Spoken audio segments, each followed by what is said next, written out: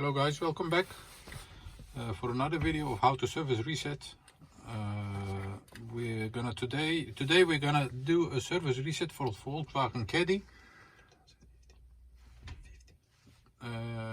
It's 2014, I think. As you can see, if I turn the ignition on in the second position, the surface light goes on and off. Yes. Before I start on how to do this service, I want to mention our YouTube channel.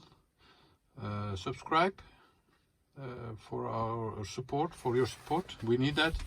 And if you like our videos, thumbs up. Service Reset My Car is our YouTube channel. We do all kind of services for all brands of cars. So if you are not able to reset a car by hand, you can always ask me about it on the comment area.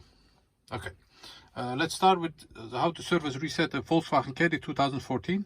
Very easy, very simple, but you have to know it.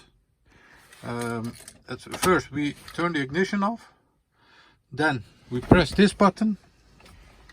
I'm gonna zoom in so you can see it.